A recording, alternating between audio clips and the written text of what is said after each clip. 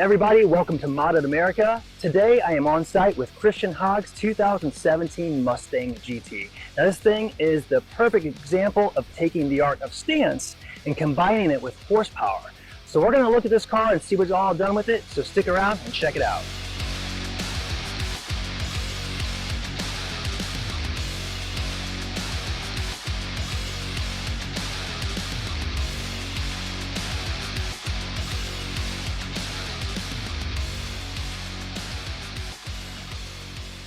Well, first off, man, thanks for talking about your car today. Absolutely. Yeah, this is pretty beastly looking. I've been following your build for quite a while, and I have to say, man, it's pretty wicked. Thanks, man. Yeah, it's been a journey. That's probably the only way I could sum this up. A lot of ups and downs. Absolutely. If anybody has been following Christian's channel on Instagram or anything, they'll definitely see those trials and tribulations you've been going through, which is Wakey 5.0, by the way. Wakey 5.2 now. Wakey 5.2 now. All right, so everybody go check that out. But yeah, I guess obviously the most visible thing on the car is the body kit. You started out with the airlift suspension, which is to lower it down, of course. Yeah. Very first things were putting the airlift on the car and some exhaust, coarse exhaust on there. Mm-hmm. And that was really going to be it when I first bought it. Bought a brand new 2017 showroom floor. It was the first time I ever bought a new car. Yeah. You know, pretty young. And so it was a really exciting time. And it was really just going to be a very simple build, exhaust and some airlift and wheels. And that once I saw this body kit, someone had on a car in Texas, I saw it online and I thought, I think that's what I want. Yeah. And saw the guy that makes this kit, Sam at Stage 3 Performance, posted online that he had a kit for sale, and then, bam, there's it goes. That's when it started. And one of the great things I like about this is a lot of times you see people put wide body kits on cars and they just, sometimes screw the fenders on or they'll stick them on some premium tape, but you actually did it right. You had a gentleman at a shop cut the fender wells, weld them, seal it all back up, and do it right. Yeah, it's just, you got to do that kind of stuff the right way. And one of the big things for me is, people put weather stripping between the flare and the car itself, or something like that. And it just takes the body lines and expands them out, and doesn't look right to me. So this is the way we decided to do it, just flat up against the body. And yeah, I think it ended up coming out pretty cool. Great. Well, it looks amazing, and you're able to actually, with the airlift, to get the car to go all the way almost down the ground. Will it actually touch the ground, or is this about maxed out right here? So this is maxed out right here. We put the new GT500 bumper on there, which doesn't sit quite as low as the other version I had, which that actually did sit on the ground. But yeah, it all depends on your tire size, wheel size, about how low you can actually get. But probably don't want to go too much lower than this. Yeah, of course. So tell me about the wheels and tires. BC forged wheels. I think you have 275 by 35s in front, or? So the front tires are actually 295. 295. Yeah, wow. 295s up front. And what's in the back? That's a 325 in the back. Okay. I was always running a 345. Yeah. Our 888Rs. I just decided to switch to Mickey's for the added horsepower that the car has now. So they're stretched a little bit. They're a little smaller than I would like, but it gets traction, so that's all that matters. But BC Forge was actually my first actual official sponsorship on the car. So they kind of believed in what I was doing and the vision that I had for what I wanted. And the wheels have just been amazing. I mean, this is probably the third iteration of the same set of wheels color-wise. So I'm always changing. I don't want to change the wheels. I love the wheels. The look. You love the look. Just changing up the subtlety of the color here and there. Yeah. So you got 11 inch in the front and 12 inches in the rear. And the color of the car has changed over the years since you've had it. Yeah. It's started out, I remember, I think it was white when you originally bought it, and then you did like the baby blue a little bit, and then now what color is this? This is Inozatec. I think that's how they pronounce their name. I think it's a company out of Russia or something that does this wrap film, and it's called Slate Gray. Okay. And a buddy of mine turned me onto it, and as you can see, it's one of the highest gloss wrap films that exist. It's extremely glossy. I mean, if you didn't know vinyl wraps or had the eye for it, you'd probably think it's painted, honestly. Well, it's funny because we just got back from, at the time of this video, about a week ago from Mustang Week, and it was really fun to hear everyone come up and talk about that and say, man, this doesn't look like a factory paint or whatever. And if I could catch it, I would tell them, hey, it's actually a wrap. And people's reaction is like they were almost hostile about it. They were like, this isn't a wrap. So it was very funny. But like, this is not a wrap. They literally wouldn't believe it. So I'd have to touching it, feeling it. Yeah, I'd have to show them the corners, lift up the hood, or show inside the engine bay where it's still white. Yeah. And so that was kind of a testament to the guy Devin over at Chromatic Coatings in West Palm. He just did such an unbelievable job on it that people really think it's paint. Yep. So as far as the rest of the aesthetics on the car, and you looks like you got the ground effects on here. You said previously that you had the GT 500 bumper conversion on as well. What about the splitters here? Look like a dual setup splitter that you have going on. Yeah, so this GT 500 bumper is from 777 Performance. Another sponsor of the car helped me out with that. Came with those 3 little lips on there. It's just the way the bumper comes, very cool. Yeah. And then we decided to do a custom chassis mounted splitter, so that actually bolts right up to the chassis. So nice. Probably not somebody my size, but a little bit lighter could just stand on that. Yeah, And like nice me. and strong. Yeah.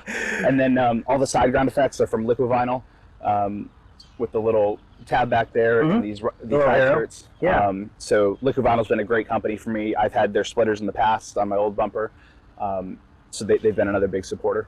Very cool. And in the hood, it looks like about 4 or 5, 6 Yeah, inch. 4-inch Cervini's cowl. So that was actually very early on when the car was still white. Yeah. I did that hood swap, and I've always run that little. I don't know if it'll pick up on camera. I'm sure in some of your. It's like a little stripe. Yeah, I do a little black stripe, yeah. and it helps kind of divide that. Yeah. So. Very, very nice. Very nice. Well, I mean, as far as the looks of the car, absolutely stunning. I mean, you're not going to miss this car driving down the road at all. Thank you. But a lot of the viewers probably also don't know you're doing a lot of work to the motor as well. So yes. I think we should probably just go ahead and pop the hood and just and get the hood opened up and look at that real quick. But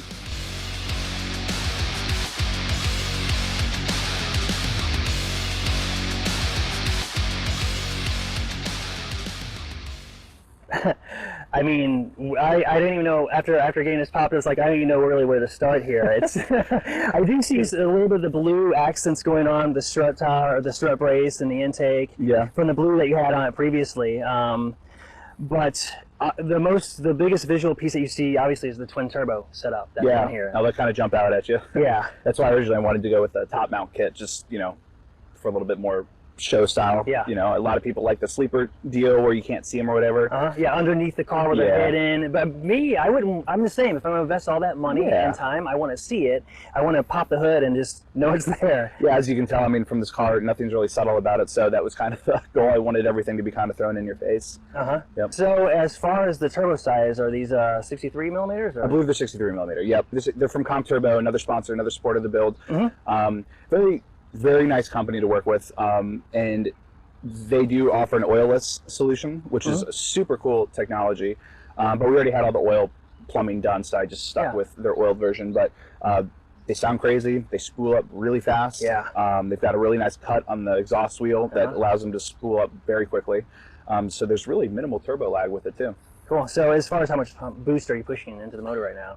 Well, the motor's rated for 35. 35 pounds of boost. Yeah. Right now I'm running about 17 pounds maxed out. I have a Turbo Smart boost controller. Yeah. So we can kind of pick how much boost we want to run through, and the max setting right now is about 17 pounds. And the only reason we have it maxed out there is it starts to give giving the clutch a little bit of a hard time. Yeah. So, and at that boost level, it just dynoed for 1,022 horsepower. 1,022 horsepower, nice, nice. Yeah. So the motor, you said it was 5.0, now it's 5.2. I'm not thinking it's not like the Shelby 5.2 flat plane. You probably just, I'm thinking you probably bored it out, or? It actually is a Shelby block. Oh, it is? Okay. Yeah, from the GT350 when they came out with that.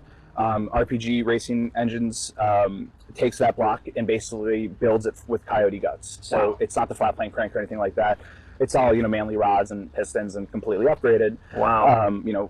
Forged crank and whatever, but they start with that block. So it's kind of cool. It's kind of like the Frankenstein car. It takes a little bit from the Shelby cars, which I've always loved. The thing about it, though, that I really appreciate is watching you and following you on your YouTube or your Instagram channels is the fact that you do most of the work yourself. Like you're pulling out the motor, a lot of long nights, a lot of long days. I've seen some issues you had in the past, and what you've been through, and to stick with it and be at the point you're at now, is really commend you. No, I appreciate that. And really what it was is when I bought this car, I knew almost nothing about cars or anything as far as working on them. You were a blank slate. You were just like, I'm going to come into this and just... Yeah, I had a great uncle that was a GM mechanic, and when I was younger, my family, we had some older Mustangs, which one we still have, a 65 Mustang fastback, and those are kind of the cars where I learned to tinker on, but that's nothing like this, with all, the computers and how everything, the wiring harnesses and everything about it. Everything, electronics, yes. Yeah, and really, I just decided to,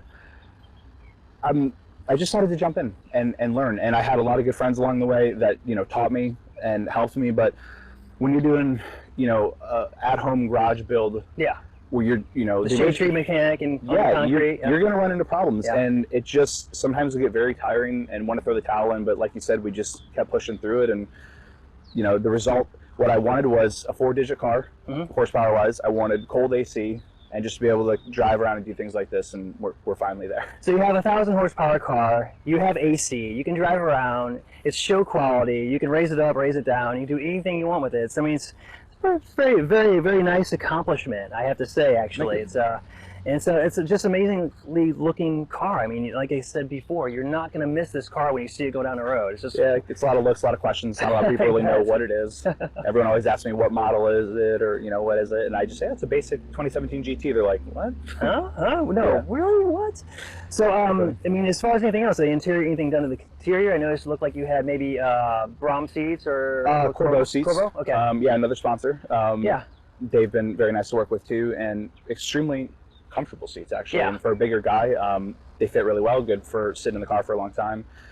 Did some Alcantara on the dash. Had a custom wheel from carbon fiber outlet, forged carbon wheel, nice big beefy wheel, and yeah, that's about it on the interior. I haven't focused too much on it. Well, it's definitely a beautiful car, but I think now what everybody is really waiting for is to start it up and see how it sounds. Oh, okay, you think so? Yes. I mean, I have a feeling people are going to want to hear this thing. So yeah. let's do it, man. Yeah, hear the turbo whistle across town. Yes, so let's see.